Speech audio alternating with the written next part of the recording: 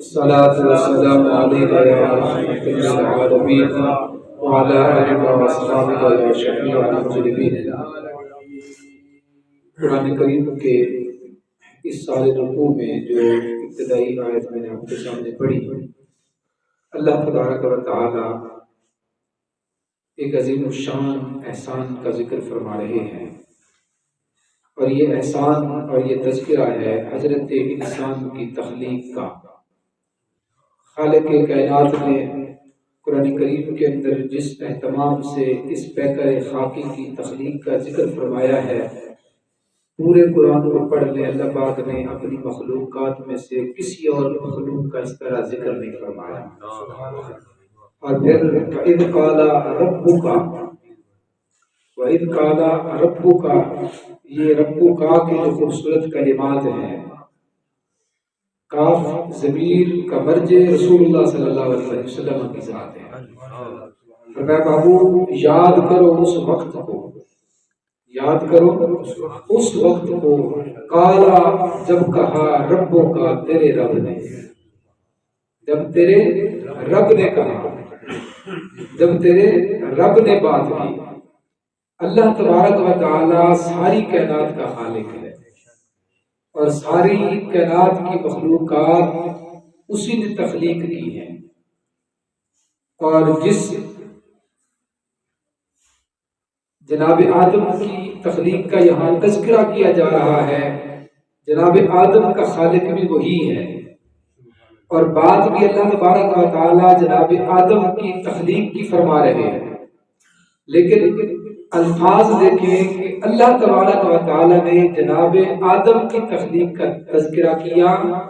اور ان خوبصورت کلمات کے ساتھ کہ محبوب یاد کریں اس وقت کو جب آپ کے رب نے کہا۔ بھئی بات آدم کی ہو رہی تھی تو آدم کے رب کی بات ہوتی، جب کہا آدم کے رب نے، یوں بھی تو بات ہو سکتی تھی۔ فرمایا نہیں پیارے، ساری کائنات کا خالق میں ہوں، اور ہر شے کو میں نے تخلیق کیا ہے، لیکن میں یہ چاہتا ہوں کہ میرا تذکرہ ہمیشہ تیری نسبت کے ساتھ ہو، میں اپنا آپ بھی لوگوں سے متعارف کراؤں تو محبوب تیرے نسبت اور تعارف کے ساتھ ہو۔ وَإِذْ قَالَ رَبُّكَ لِلْمَلَائِكَةِ، محبوب یاد ہے اس وقت کو جب کہا آپ کے رب نے، لِلْمَلَائِكَةِ، ملائکہ سے، فرشتوں سے کہا۔ ملائکہ کس کو کہا جاتا ہے؟ ملک کی تعریف کی گئی ہے کہ وہ جسم لطیف، ہوا جسم نورانی لطیف، یتشکل باشکال مختلفۃ، کہ ملائکہ وہ لطیف جسم ہے نورانی جو مختلف شکلوں کے اندر تبدیل ہوتے رہتے ہیں۔ اللہ تبارک و تعالی نے ہمیں قوت دی ہے کہ مختلف شکلوں کے اندر وہ تبدیل ہو سکتے ہیں، اور یہ اللہ تبارک و تعالیٰ کے نبیوں کو بھی نظر آتے ہیں، اور اللہ تبارک و تعالیٰ کے مقرب صالحین لوگ بھی ملائکہ کا دیدار اور زیارت کر سکتے ہیں۔ عام بندہ ملائکہ کو نہیں دیکھ سکتا،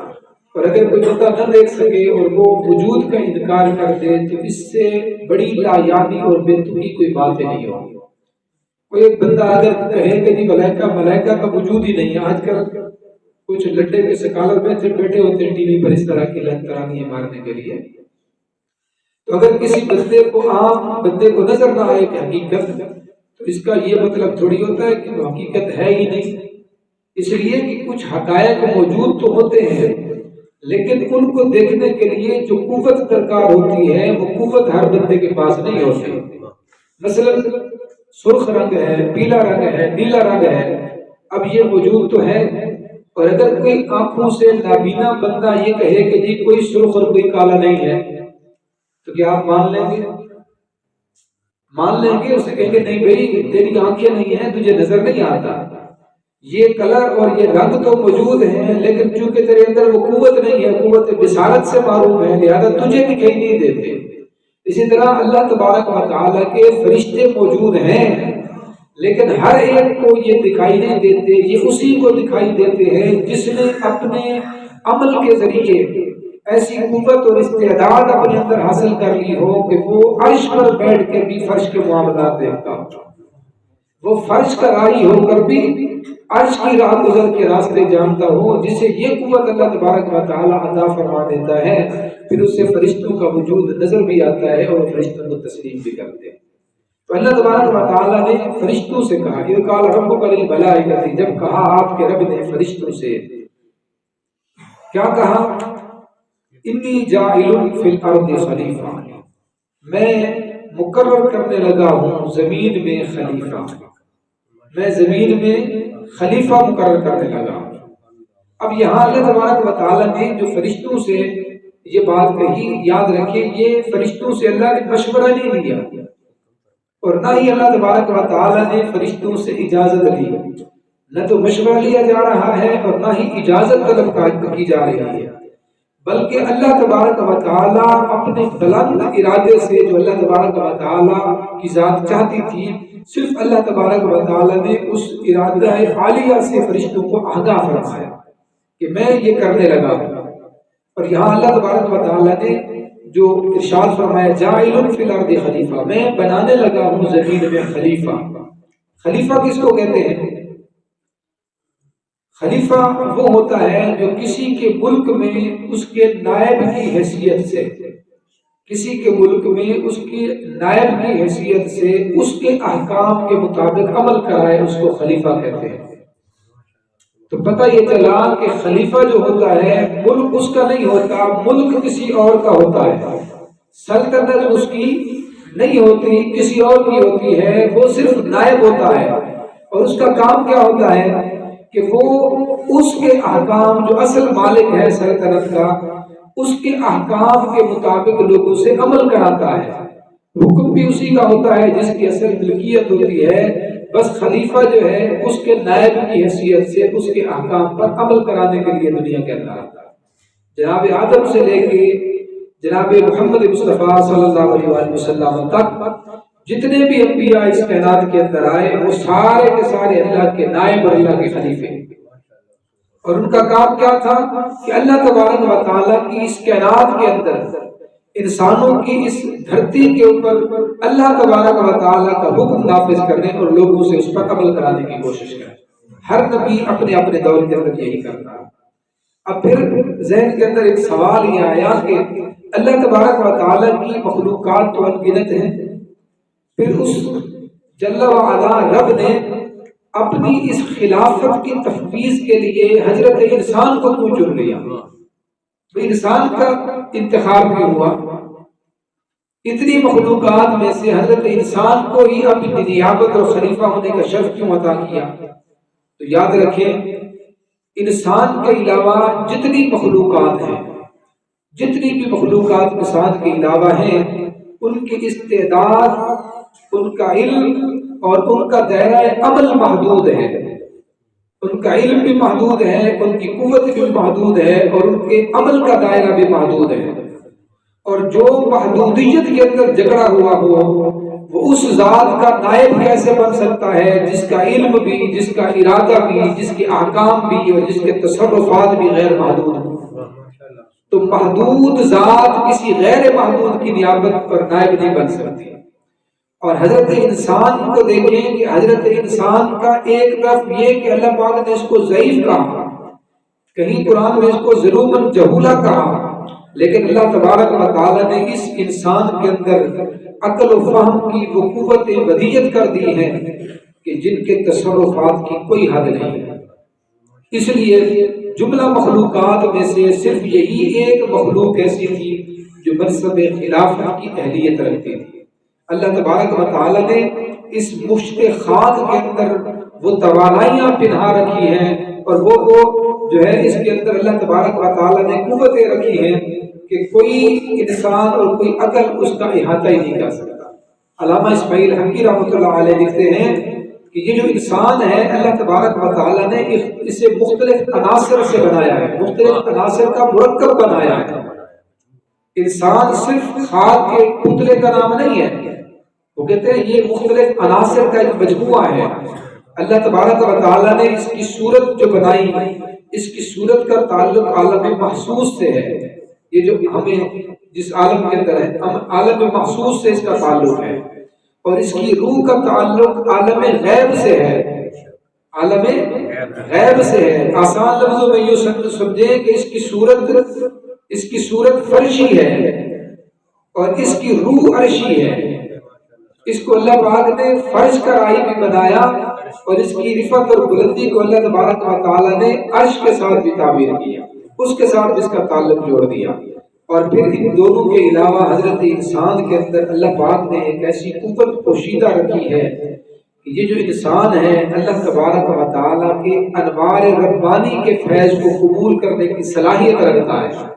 یعنی اس کے اندر یہ اللہ پاک نے جوہر رکھا ہے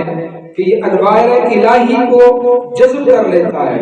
اس کا فیض حاصل کر لیتا ہے۔ اور اگر اس کو کوئی اچھی تربیت کرنے والا اچھا مرشد مل جائے جو اس کی تربیت اچھے انداز سے کرے تو یہ عالم محسوس سے ترقی کر کے عالم غیب تک رسائی حاصل کر لیتا ہے۔ اور جو لوگ محمد مصطفیٰ صلی اللہ علیہ وسلم کی قربتوں اور آپ صلی اللہ علیہ وسلم کے ساتھ آپ کی جو ہے وہ شرف بادیابی کے اندر رہے اور جنہوں نے حضور کی سچی پیروی اور تابعداری کی، وہ لوگ اس عالم سے اٹھ کے عالم جبروت اور عالم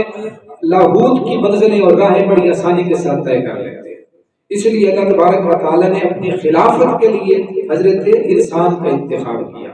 اس لیے کہ یہ انسان اتنا بلند مقام رکھتا ہے کہ یہ وہ ذرہ ہے کہ جس کے سامنے آسمان کی رفعتیں سر نگوں ہیں، اور یہ وہ قطرہ ہے کہ جس میں سمندر کی گہرائیں جو ہے وہ سمو گی۔ اس لیے حضرت انسان کو اپنی تخلیق پر غور کرنا چاہیے کہ اللہ تبارک و تعالیٰ نے اس کے اندر کیا کیا صلاحیتیں رکھی۔ یہ ماں جو ہے وہ خاک کا پتلا اپنے آپ کو سمجھ بیٹھا ہے، حالانکہ اللہ تبارک و تعالیٰ نے تو اس کو کسی اور جہاں کا باسی بنایا۔ تو فرمایا کہ میں بنانے لگا ہوں خلیفہ، زمین میں خلیفہ مقرر کرنے لگا ہوں۔ اب جب اللہ تبارک و تعالیٰ نے یہ بات فرشتوں کے سامنے رکھی، قالوا اتجعل فیہا من یفسد فیہا ویسفک الدماء، اللہ پاک نے فرمایا، اللہ پاک کے فرشتوں نے عز کی باری تعالیٰ اتجعل فیہا من یفسد فیہا، کیا تو زمین میں ایسے کو بناتا ہے جو زمین میں فساد کرے گا، ویسفک الدماء اور زمین کے اندر خون ریزیاں کرتا پھرے گا، وَنَحْنُ نُسَبِّحُ بِحَمْدِكَ وَنُقَدِّسُ لَكَ، حالانکہ ہم تیری تسبیح بھی کرتے ہیں اور ہم تیری پاکی بھی بیان کرتے ہیں، ہم تیری تسبیح بھی کرتے ہیں اور ہم تیری پاکی بھی بیان کرتے ہیں، تیری تسبیح بھی ہو رہی ہے، تعریف بھی ہو رہی ہے، پاکی اور عظمت رفعت کے نغمے بھی گائے جا رہے ہیں، تو کیا ضرورت ہے ایسے بندے کو زمین کے اندر پیدا کرنے کی جو زمین کے اندر فتنہ کرے، فساد اور خون ریزیاں کرے۔ قال انی اعلم ما لا تعلمون، اب اللہ پاک نے فرمایا میرے فرشتوں جو میں جانتا ہوں تم نہیں جانتے، تم تو صرف اس کی فتنہ پروریوں اور خون ریزیوں کی بات کرتے ہو، اور میں جانتا ہوں کہ جس کو میں اپنا نائب دنیا کے اندر بنا کر بھیجوں گا، اگر میرے نام پر جان بھی قربان کرنی پڑی تو یہ دریغ نہیں کرے گا۔ یہی بندہ جسے میں اپنی نیابت عطا کرنے لگوں گا، میرے حکم پر اپنے بیٹے کے کلے، اپنے بیٹے کے جو ہے وہ حلق پر چھری چلانے کی بات آئے گی تو یہ چلا دے گا، اپنے چھوٹے چھوٹے بچوں کو میرے راستے میں قربان کرنے کی باری آئے گی تو یہ اسے دریغ نہیں کرے گا۔ تمہیں صرف اس کی ایک جہت نظر آتی ہے اور میں اس کے اندر جو خوبیاں دیکھتا ہوں، لا تعلمون، تم ان خوبیوں سے واقف نہیں ہو۔ وعلم آدم الاسماء كلها ثم عرضهم على الملائكة فقال انبئوني باسماء هؤلاء ان كنتم صادقين۔ اب اللہ پاک نے جناب آدم کو جب تخلیق کر لیا، جناب آدم کی تخلیق ہو گئی تو اللہ پاک فرماتے ہیں وعلم آدم الاسماء كلها، پھر جناب آدم کو اللہ پاک نے کائنات کے اندر جو کچھ چیزیں آنے والی تھی ہر چیز کا علم عطا کر دیا۔ اللہ تبارک و تعالی نے تمام اشیاء کے نام جناب آدم کو سکھا دیے۔ دنیا کے اندر جو بھی استعمال کے اندر آنے والی چیزیں ہیں ہر چیز کا نام جناب آدم کو بتا دیا گیا، اور یہ سارا علم عطا کرنے کے بعد ثم عرضهم على الملائکہ، پھر اللہ تبارک و تعالی نے جناب آدم کو فرشتوں کے سامنے پیش کیا۔ فقال انبئونی باسماء هؤلاء ان کنتم صادقین، اور اب فرشتوں کو اللہ تبارک و تعالی نے سامنے کھڑا کیا اور وہ جو چیزیں جناب آدم کو جن کے نام سکھا دے گئے تھے وہ ساری کی ساری چیزیں فرشتوں کے سامنے پیش کی اور کہا کہ اس کا نام بتاؤ، اس چیز کو کیا کہا جاتا ہے، اس کو کیا کہا جاتا ہے، اس کو کیا کہا جاتا ہے۔ حتیٰ کہ علماء نے لکھا، مفسر لکھتے ہیں کہ حلق اور بالے تک، چھری اور چاقو تک کا نام بھی جناب آدم کو اللہ پاک نے بتا دیا۔ اب فرشتوں کے سامنے جب یہ صورتیں آئیں، فرشتوں نے تو پہلی دفعہ انہیں دیکھا تھا، فرشتوں کو تو پتہ ہی نہیں تھا کہ یہ کیا چیزیں ہیں۔ اللہ تبارک و تعالیٰ نے فرشتوں سے فرمایا، انبئونی باسماء ہؤلاء، مجھے بتاؤ ان چیزوں کے نام اگر تم سچے ہو، یعنی اگر تم اس دعوے میں سچے ہو کہ ہم ہی کافی ہیں اور آدم کو بنانے کی ضرورت نہیں ہے، تو پھر ان چیزوں کے نام بتاؤ۔ قالوا سبحانک لا علم لنا الا ما علمتنا انک انت العلیم الحکیم۔ اب فرشتوں نے